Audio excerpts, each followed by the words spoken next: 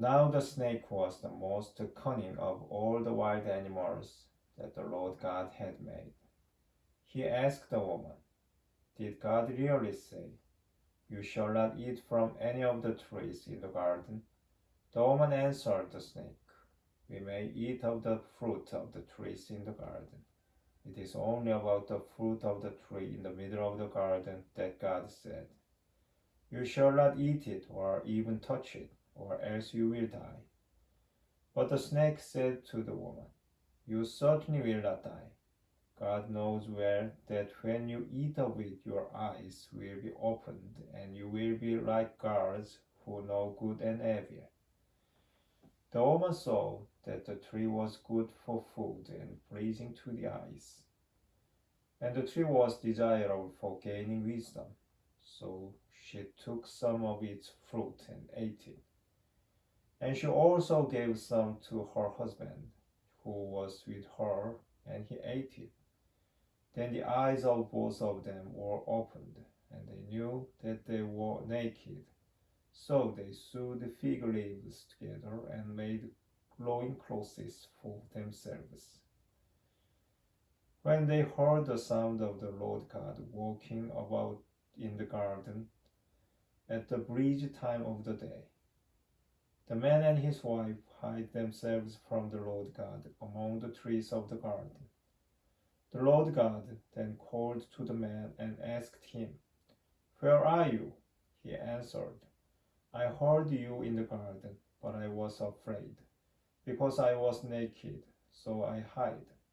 Then God asked, "Who told you that you were naked? Have you eaten from the tree of which I had forbidden you to eat?" The man replied, "The woman whom you put here with me, she gave me fruit from the tree, so I ate it." The Lord God then asked the woman, "What is this you have done?" The woman asked, "The snake tricked me, so I ate it." Then the Lord God said to the snake, "Because you have done this, cursed are you among all the animals, tame or wild. On your belly you shall crawl, and dust you shall eat all the days of your life.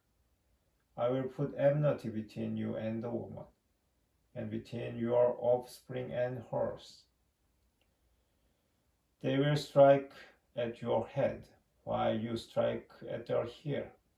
To the woman he said, "I will intensify your toil in childbearing. In pain you shall bring forth children. Yet your urge shall be for your husband, and he shall rule for you, and he shall rule over you." To the man he said, "Because you listened to your wife and ate from the tree about which I commanded you, you shall not eat from it. Cursed is the ground because of you. In toil you shall eat its yield all the days of your life. Thorns and thistles it shall bear for you, and you shall eat the grass of the field. By the sweat of your brow you shall eat bread, until you return to the ground from which you were taken. For you are but dust, and to dust you shall return." The man gave his wife the name Eve, because she was the mother of all the living. The Lord God made for the man and his wife garments of skin with which he clothed them. Then the Lord God said, "See, the man has become like one of us, knowing good and evil. Now, what if he also reaches out his hand to take fruit from the tree of life, and eats of it and lives forever?" The Lord God therefore banished him from the Garden of Eden to till the ground from which he had been taken.